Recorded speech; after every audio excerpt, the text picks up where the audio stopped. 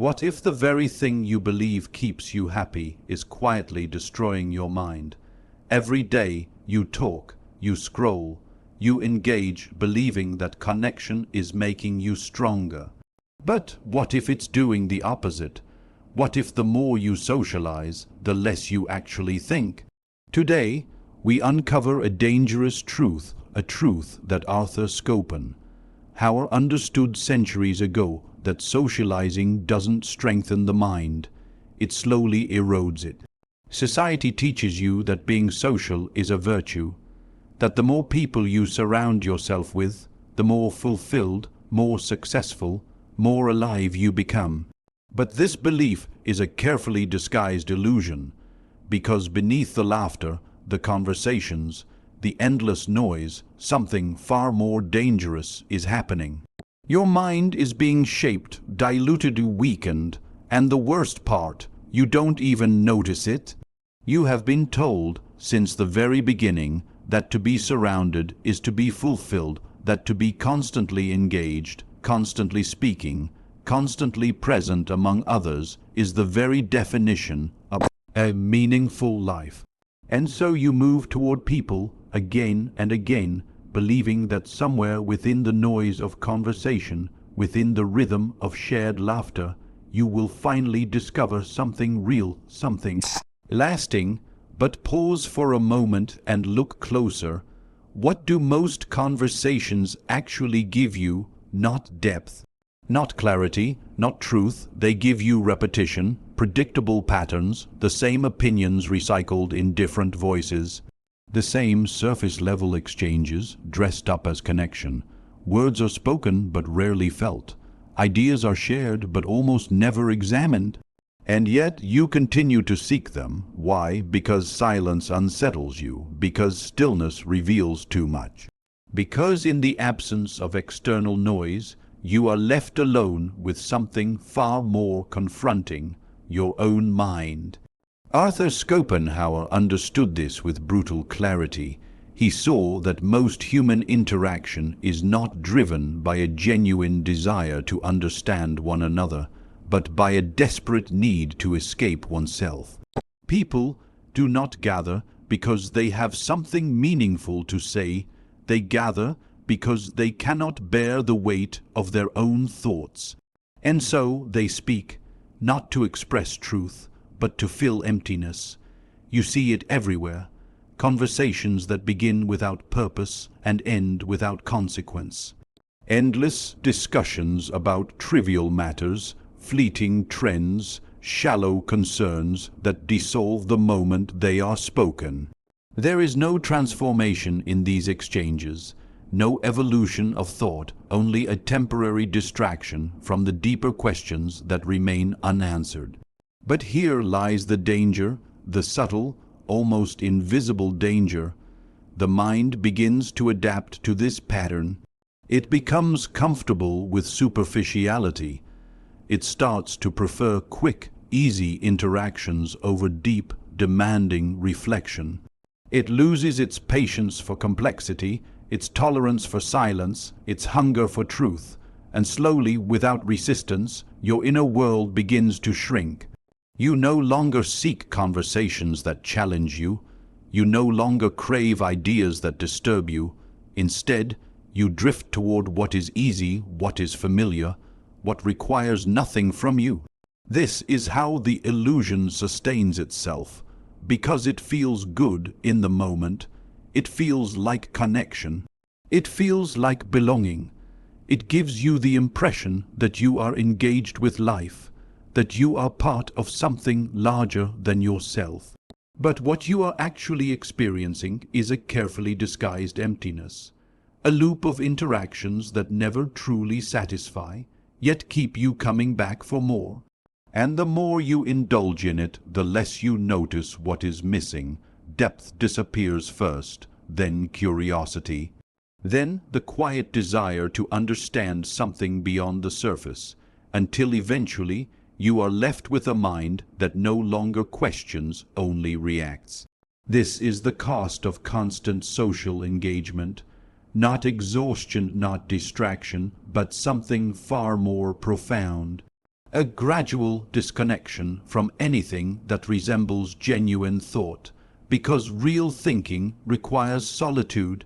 It requires stillness. It demands that you sit with ideas long enough for them to unfold, to evolve, to reveal something unexpected. But social life does not allow for this. It interrupts, it fragments, it pulls your attention outward again and again until your ability to go inward begins to fade. And so you remain surrounded yet unchanged, engaged yet unawakened, connected yet untouched by anything real. There is something far more dangerous than being alone with your thoughts, and that is never being alone with them at all.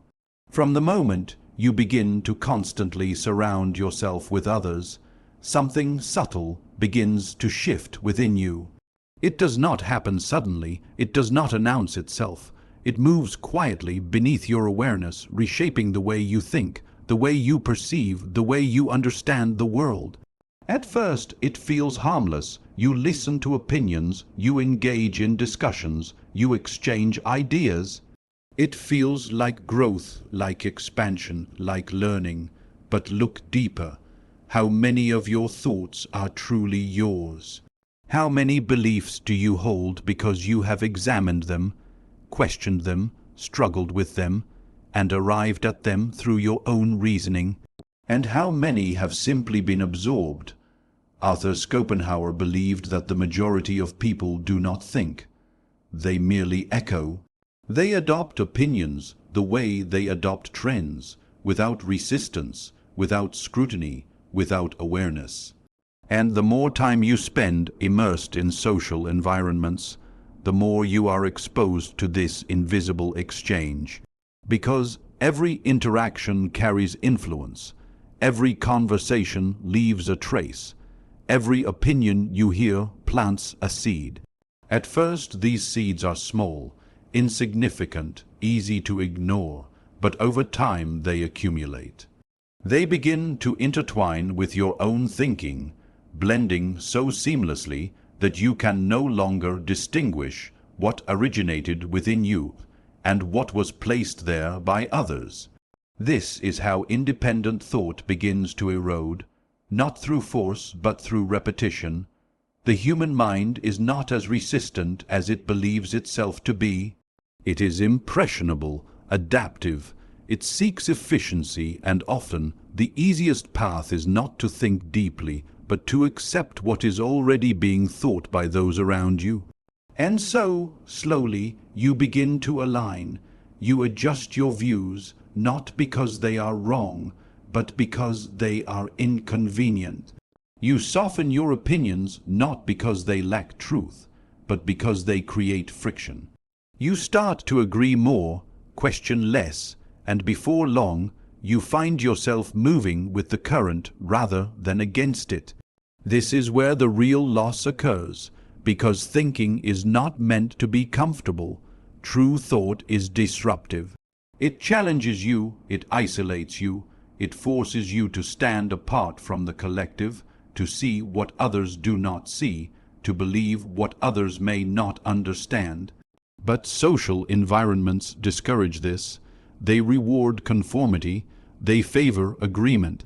They create an unspoken pressure to belong, to fit in, to avoid standing out too much, because to stand out is to risk rejection.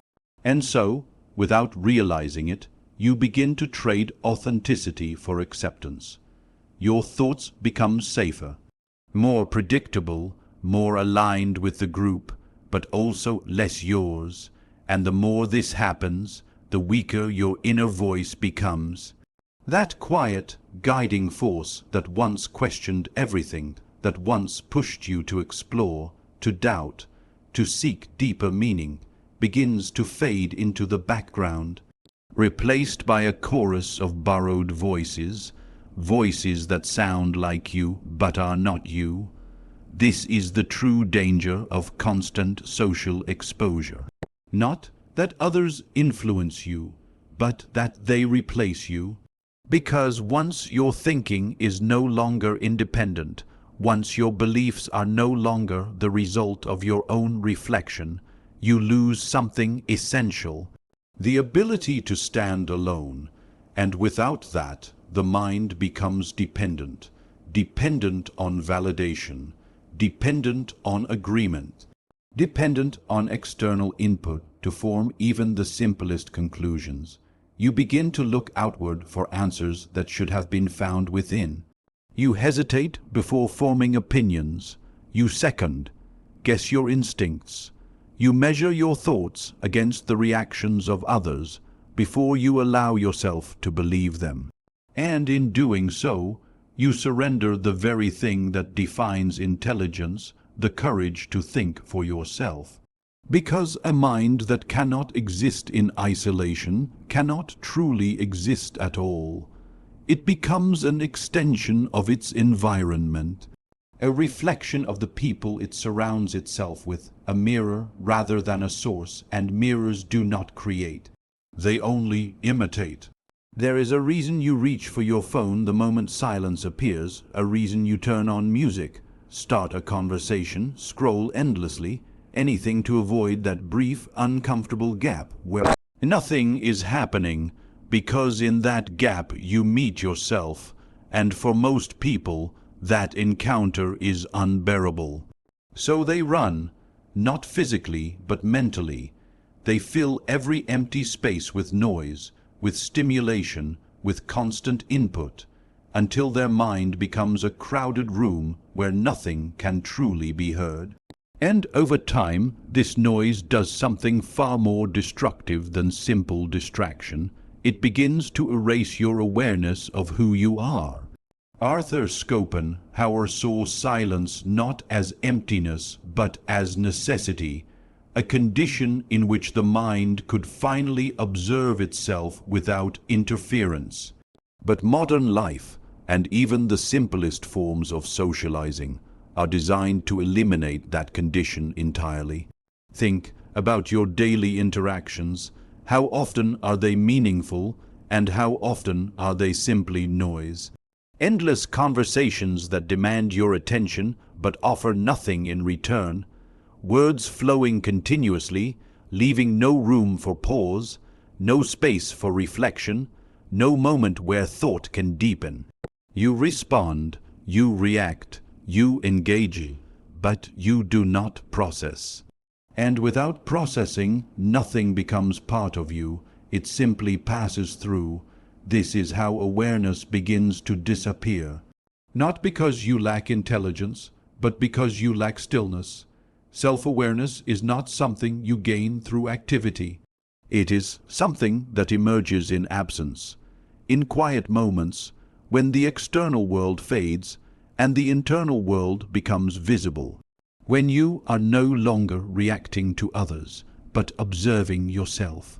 But if those moments never come, if every second is filled, every silence interrupted, every pause avoided, then there is no opportunity for that awareness to form. And so you begin to lose track of yourself.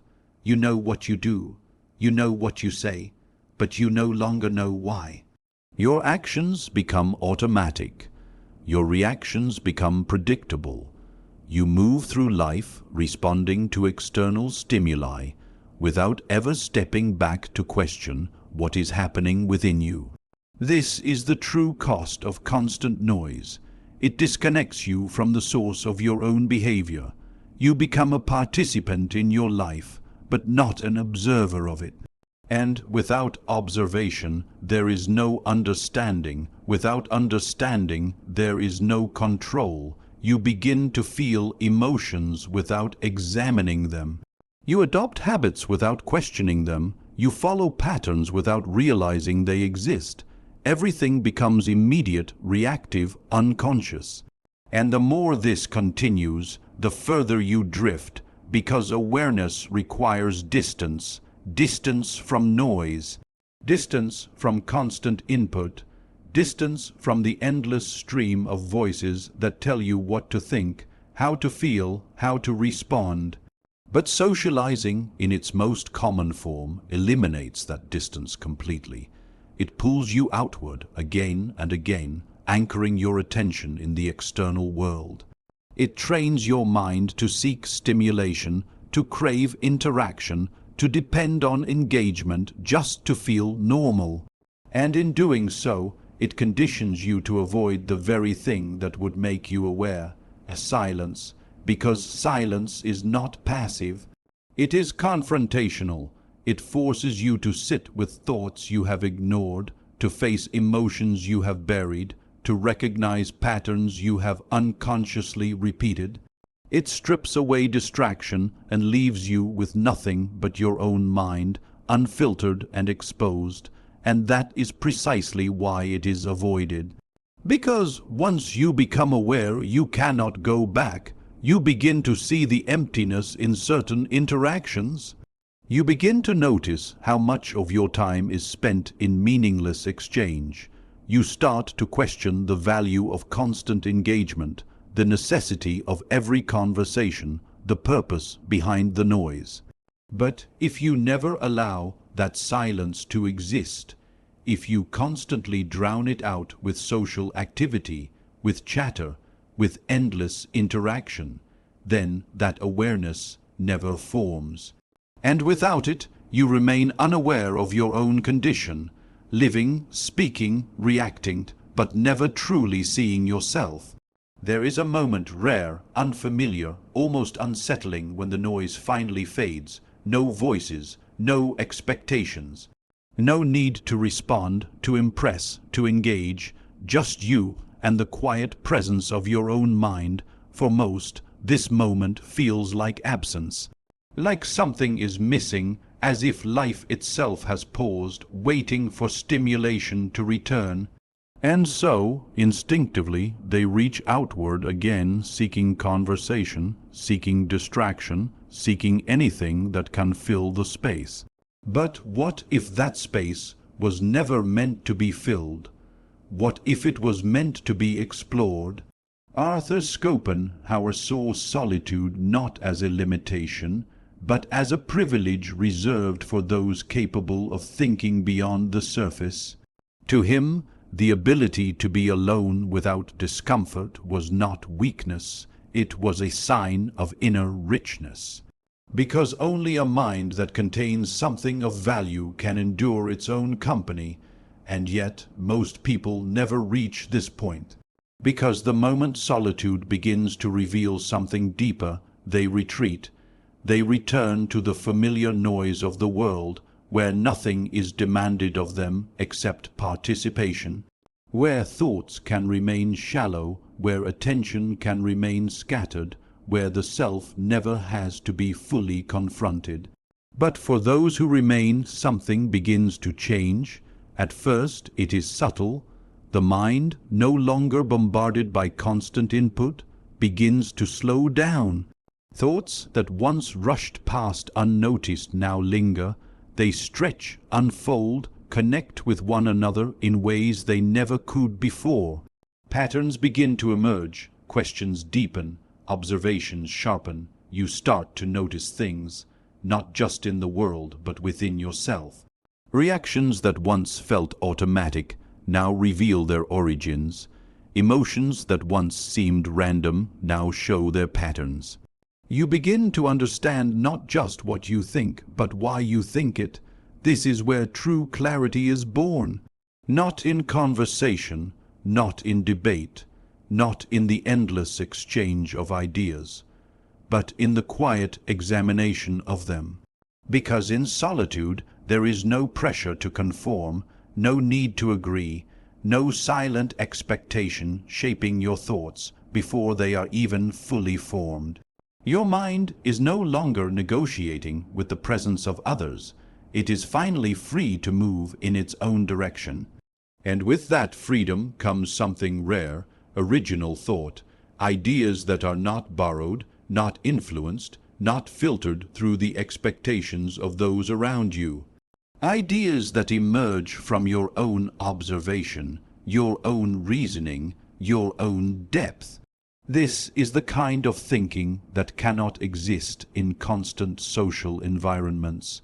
because it requires space to develop, to challenge itself, to evolve without interruption. But solitude does more than sharpen thought. It strengthens the individual, because when you spend enough time alone, you begin to detach from the unconscious need for validation. You no longer measure your worth by the reactions of others. You no longer depend on constant interaction to feel engaged with life. You become self-contained, not isolated but independent. There is a difference. Isolation is emptiness forced upon you.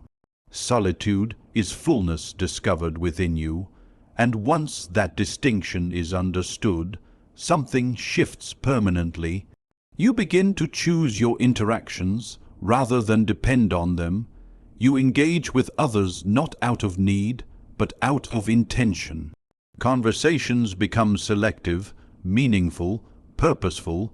You no longer seek quantity, you seek depth. Because you have experienced what it means to exist without the noise, and in that experience, you realize something that most people never do, that the mind, when left alone, does not weaken.